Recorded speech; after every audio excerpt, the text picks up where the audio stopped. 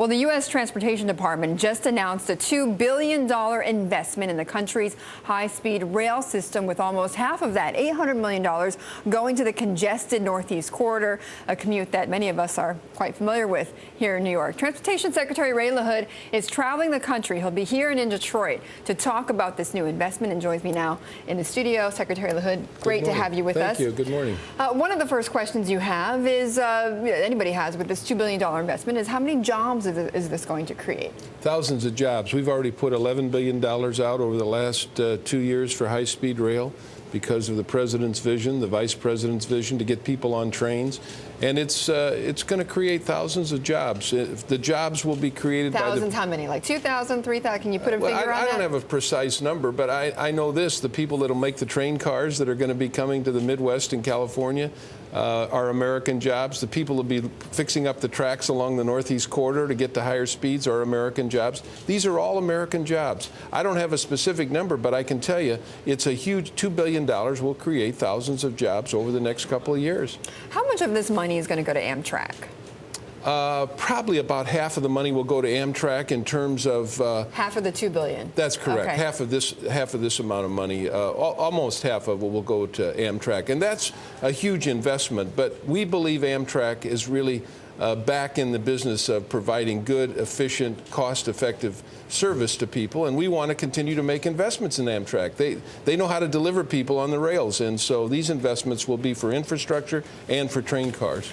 The reason why I ask is that there's obviously very well-known critics out there of Amtrak. Sure. One of them is John Mica, the Congressman John Mica, the head of the Transportation Committee. I just want to play for you one thing that he said about Amtrak. Yeah, sure. Everything Amtrak touches turns to a big, costly problem. It's a Soviet-style, outdated system. The rest of the world is in the 21st century. We're in the third world with countries like even Romania privatizing its rail system. Why is he wrong? Because Amtrak is not a Soviet-like system. And that's why we're making investments. Amtrak made money last year. Ridership is up on Amtrak. They're providing a good service, a service people can afford. And we want to give them some new infrastructure to get trains to higher speeds. They know how to deliver people on trains. But it's also been well documented, has it not? I mean, the GAO has done studies on this, that they have wasted billions of dollars in capital projects, particularly around the Northeast Corridor, have they not? Part of our vision is a forward-looking vision. Last year, Amtrak made money. We expect them to make money this year. We expect ridership to be up, and with our investments in new equipment and new infrastructure, it will only make Amtrak a better system. They know what they're doing and have improved the system. Then why are our trains so behind? I mean, I was with Matt Rose, for instance, of Burlington Northern, and we talked about trains in China. They go 150, 180 miles per hour. They're very efficient. Why are ours not as efficient? Why do they only go 50, 65, 80 miles an hour here? Because we've never made the investment. President Obama and Vice President Biden have a big, huge vision about high-speed rail.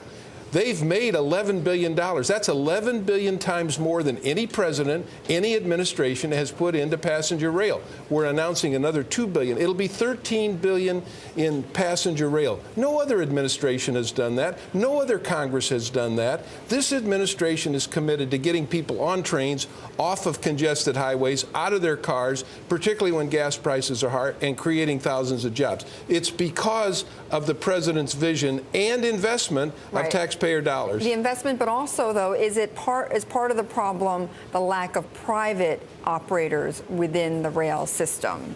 Would you say that that's part of the problem? I would say that we're making our investments where we think it can be best used for American jobs, and Amtrak now is back on track, if you'll pardon the pun, in terms of providing good service. You talk about China and other countries. Those governments have made huge investments. That's why they're way ahead of us in Japan, in Asia, in Europe, because they've made huge investments, and that's what we're doing. That's what we're announcing. And some say that we can skip along on that, skip along the development if we bring more private operators into the system. But they don't want to get into the system because they're afraid that they'll be left holding the bag on financing, on developing the system. I mean, how do you make it more attractive for them? by making the investments in infrastructure, whether it's new infrastructure or fixing up what we have, by making investments in the cars, which these investments will make. There'll be some companies that'll come along that'll compete with Amtrak, and we've made those investments with some companies. That's part of what the $11 billion has done over the last 2 years. Okay, I hear you. Investments. I got it. Secretary LaHood, thank you very much for joining us. I appreciate it.